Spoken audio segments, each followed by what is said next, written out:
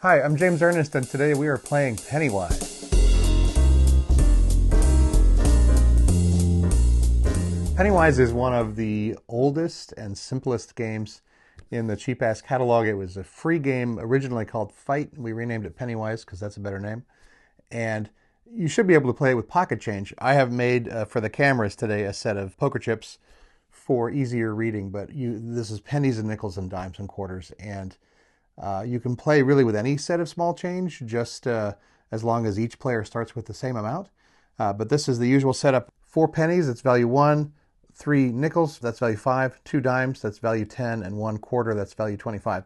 Again, you can use any mix and match of small values. You want a reasonable number of small change. The ones are kind of the most important part of the game. Everything else is built on top of that. Pennywise doesn't have any randomness. It doesn't have any secret information. It is a pure strategy game, and it is the first in a whole series of games I call change-making games that includes Flip and Button Men and just a whole bunch of other games about pushing numbers into the center and then pulling out change if you can.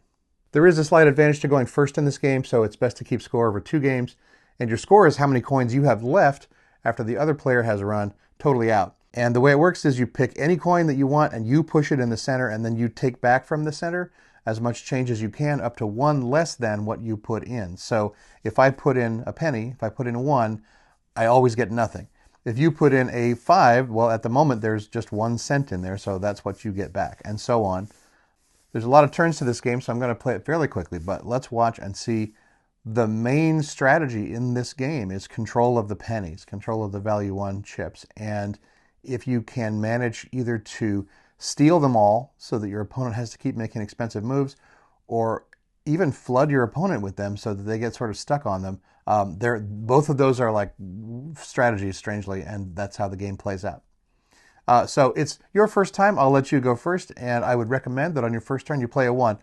Part of what you consider when you are thinking about your turn is, how much is this costing me? Obviously, you want to spend as little as possible on each turn, but you also want to leave your options open on future turns. So spending all your pennies means eventually you're going to have to start throwing away larger coins. So you play 1, I do the same, we have 2 in there, and now you are kind of at the first decision point of the game. You could either play a nickel and take back 2 ones, or play another penny. If you play another penny, I'm almost certain to play a nickel and pick up all of those ones. So that's my play, and now the pot has 5 cents in it. I've got all these pennies, and it's back to you. If you play a penny, you get nothing back. If you play a nickel, you get nothing back. This is a pretty bad situation for you right now. Even if you play a dime, you're still only getting 5 cents back. That's a loss of 5 cents, and every time you lose a bunch of change, that's getting you closer to running out of coins. So you're going to play a penny again, and I will again. Now, if you play your third penny, I will probably steal those pennies and sit on them and watch your big coins play out. So now is the time probably to play your dime and take back 7 cents. And now there's nothing in the middle but a dime. You're back to this, and I'm back to just 4 cents short of what I started with. Now it's my turn to start the lead on essentially a new volley. I'm going to play a penny. You're going to do the same, and I'll play a nickel and pick up those 2, which puts me here, 15 cents in the pot. You're leading a volley again, and I can start getting greedy and say, I'm going to starve you of all your pennies, and let's see where that goes. If I play a dime now, I'm going to get this 6 cents. And you can throw away a nickel or just play a penny and see what I do with that. If I want to be super greedy, I'll even take that penny away. I'll play 5 cents and take that penny away. Now I have all the pennies, and what are you going to do? Now the smallest thing you can play is a nickel. You're going to play this 5 cents and take nothing. I don't want to do the same. I'm just going to give you a penny and see how much you want it. You have to play a coin that is not a penny. You have to play, let's say you play your dime. You get back 1 and 5, and that's this. It's not the right time for me to play my quarter. I'll play another penny.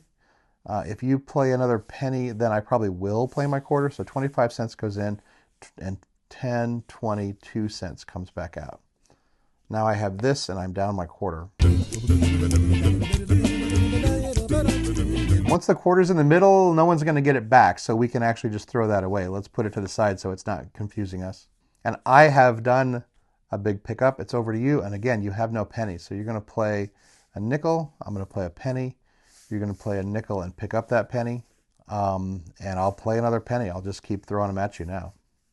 You can play 1 cent, and I can decide whether it's worth picking up those 2 to keep you starved, and I probably will. So I'll play a nickel, pick up those 2 pennies.